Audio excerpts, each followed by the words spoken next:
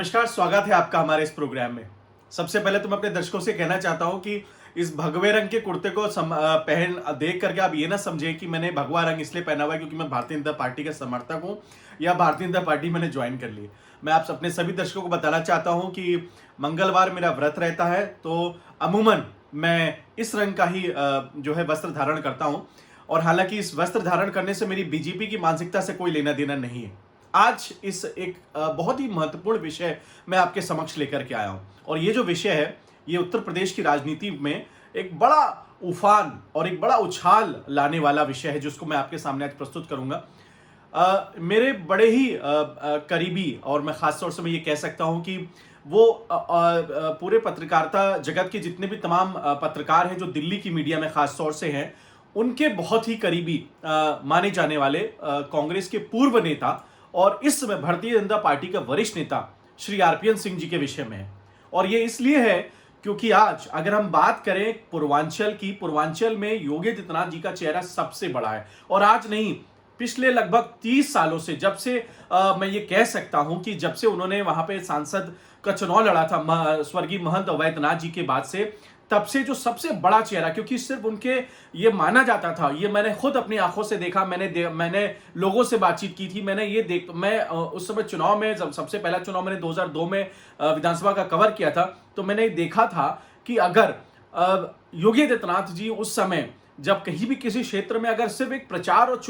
चुनाव में जब जाते थे और वो प्रचार भी किसी कैंडिडेट का कर देते थे, उसका जीतना निश्चित हो जाता था। और अगर वो खास तौर से अगर उन्होंने किसी का विरोध कर दिया तो जीतना मुश्किल होता था, चाहे, और वो इसलिए कई बार ऐसा होता था, कई विपक्ष के नेता जो गैर भाजपाई होते थे वो मठ में यानी गोरखनाथ मंदिर में योगी आदित्यनाथ जी के पास आया करते थे, और इसलिए आते थे कि वो चाहते थे कि आप मेरा विरोध ना करिएगा, अगर आप हमारे लिए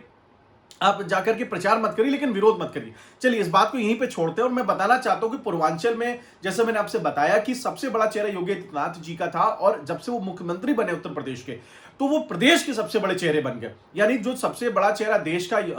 प्रधानमंत्री श्री नरेंद्र मोदी जी, और उसके बाद से प्रदेश के जो सबसे बड़ा चेहरा भारतीय जनता पार्टी ने फोकस किया था जेपी नड्डा साहब के बाद और गृह मंत्री अमित शाह जी के बाद, वो योगी आदित्यनाथ जी थे। बीजेपी के इस चुनाव के वो सबसे बड़े कलाकार और सबसे बड़े हीरो थे वो इस चुनाव में। लेकिन पूर्वांचल में यह माना जा रहा था कि अगर उनको हम हटाते हैं तो वो चेहरा कौन सा हो सकता है। आरपीएन सिंह जी को आज शामिल करा कि भारतीय जनता पार्टी ने जो वैक्यूम था कि उनके बाद बड़ा लीडर कौन सा है, मैं ये नहीं कहना चाहता हूं कि उसके भारतीय जनता पार्टी के पास बड़े चेहरे नहीं। सूर्य प्रताप शाही वहां से विधायक हैं, मंत्री हैं, शिव प्रताप शुक्ला राज्यसभा सदस्य हैं, गोरखपुर से रहे हैं, तमाम ऐसे बड़े नेता, महेंद्र सिंह जी सिंचाई मंत्री है, वो बड़े चेहरे हैं। लेकिन मैं आपसे कहूं कि जो पूर्वांचल बेल्ट में जिसका एक जमीनी लेवल पे भी एक बड़ा नाम है इन सब नेताओं के अलावा, वो आरपीएन सिंह जी का है। और आरपीएन सिंह जी ने आज भारतीय जनता पार्टी को ज्वाइन किया है, तो मैं आपसे ये कह सकता हूं कि बीजेपी के लिए तो ये बहुत हर्ष की बात है। लेकिन जो लोग आरपीएन सिंह जी के साथ जुड़े थे, जो उनके क्षेत्र के कुशीनगर पटरौना जो रियासत है उसके वो राजा है, लेकिन वो अपने आप को कभी राजा महसूस ही नहीं कराते हैं। दिल्ली के पत्रकारों से अगर आप कभी बात करेंगे तो आपको मालूम चलेगा कि वो अपने आप को कांग्रेस के एक साधारण से नेता के रूप में आप सबके समक्ष मिलते थे। जब भी आप उनके पास जाएंगे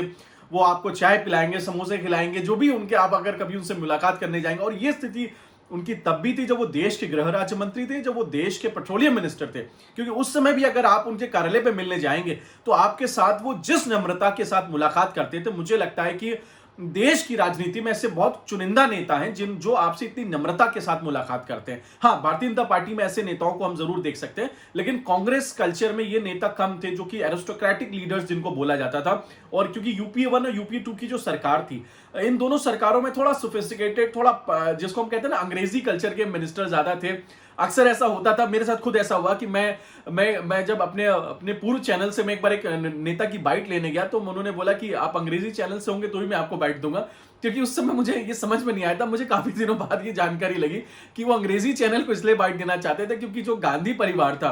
उस समय, श्रीमती सोनिया गांधी जी और राहुल गांधी जी खास तौर से, वो अंग्रेजी चैनल्स को ज्यादा देखते थे। हालांकि आप शायद वो लोग हिंदी चैनल्स को देखते हैं, क्योंकि प्रियंका गांधी मैं देखता हूं कि क्षेत्रीय चैनलों को भी इंटरव्यूज देती है, तो शायद वो जो मिसेस गांधी की मैं बात कर रहा था, मैं प्रियंका गांधी की बात नहीं कर रहा था। चलिए आपको फिर से लेके चले उस पुराने मुद्दे पर कि आरपीएन सिंह जी ने आज बीजेपी ज्वाइन की। लोग तमाम बातें कह रहे हैं कि वो चुनाव लड़ेंगे, उन्होंने बहुत सारी शर्तें रखी। मुझे नहीं लगता, जितना मैं जानता हूं। हाँ, उनके विषय में एक दो बातें मैं आपको जरूर बताना चाहता हूं। 2009 का ये चुनाव था जब उस समय बहुजन समाज पार्टी की सरकार थी। मायावती की सरकार को मैं आपको बताऊं, वो सपा सरकार से ज्यादा उसको एक बहुत ज्यादा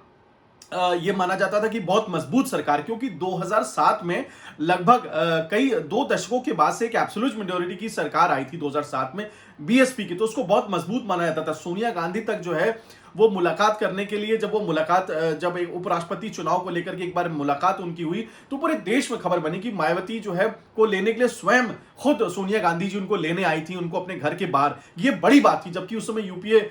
2 की सरकार भी थी उस समय। तो कहा जाए कि कहीं ना कहीं उस समय बसपा के इतने कद्दावर जो उनकी सरकार थी, उसमें सोम प्रसाद मौर्य वो बीएसपी के प्रदेश अध्यक्ष थे, और उस समय आरपीएन सिंह जी जो थे वो उन्होंने चुनाव लड़ा और उन्होंने उनको चुनाव हरवाया। ये बड़ी बात थी। मैं आपको बताते चलूं कि बीएसपी के प्रदेश अध्यक्ष को हराना अपने आप में बड़ी बात है। आज शायद सौम्य प्रसाद मौर्य जी को लेकर के लोग ये कहते हैं कि वो बहुत कद्दावर नेता है, लेकिन मैं उस चुनाव को नहीं भूल सकता जिस चुनाव में वो बीएसपी के प्रदेश अध्यक्ष थे।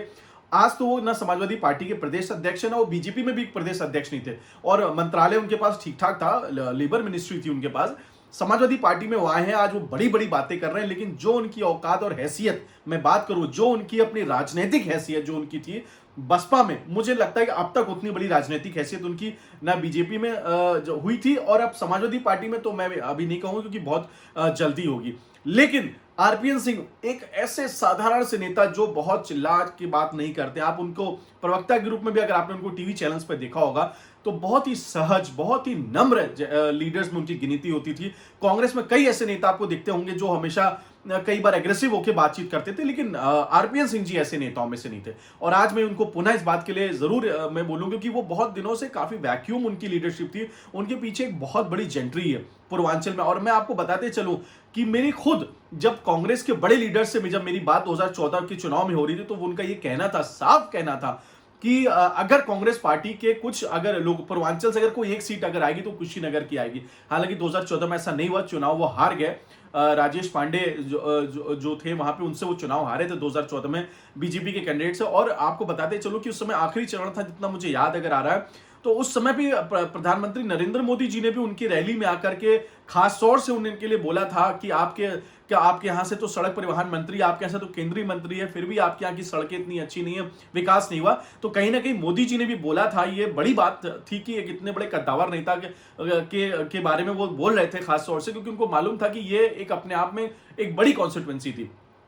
लेकिन काफी समय से आरपीएन सिंह जी जो थे वो बहुत चुप, उन्होंने कभी एग्रेसिवनेस का कोई उन्होंने साथ नहीं दिया, हमेशा बहुत नम्र तरीके से पेश आते थे। और मुझे लगता है कि अब आने वाले समय, क्योंकि बहुत जल्दी अब राजनीति में, मैं आपको एक बात बताते चलूं, और भारतीय जनता पार्टी के बारे में मैं आप सबको एक बात अपने दर्शकों से हमेशा कहता हूं, उनके बारे में आप जज नहीं कर सकते, आप कयास लगा सकते। मैं इस देश के किसी भी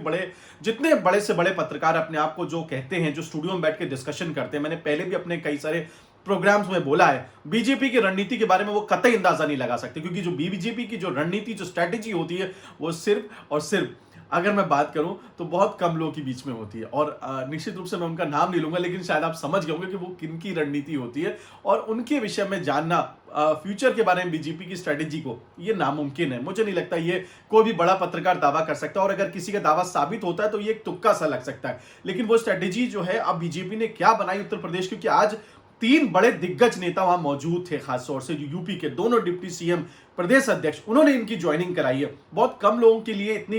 इंपॉर्टेंट लीडर साथ में आते हैं, तो कहीं ना कहीं बीजेपी उनका इस्तेमाल नहीं, यूटिलाइजेशन करेगी आरपीएन सिंह जी का। और मैं कोशिश करूं कि अगले आपके अपने प्रोग्राम में मैं आरपीएन सिंह जी के साथ में स्वयं मैं इंटरव्यू करूंगा। हालांकि आज हमारे रिपोर्टर अंजलि जोशी ने उनका इंटरव्यू किया है, लेकिन विस्तृत बातचीत करने के लिए मैं कोशिश करूंगा कि अगले जितनी भी मैंने आपसे बातें की हैं और उसको अमली जामा पहनाऊंगा, उनसे बातचीत करके और सही तस्वीर रखूंगा कि आखिरकार भारतीय जनता पार्टी में 2022 के इस विधानसभा चुनाव में आरपीएन सिंह जी का क्या रोल होगा, वो मैं आपको अपने अगले प्रोग्राम में बताऊंगा। दिल्ली से मैं अपनी पूरी टीम के साथ ब्रिजमोहन सिंह।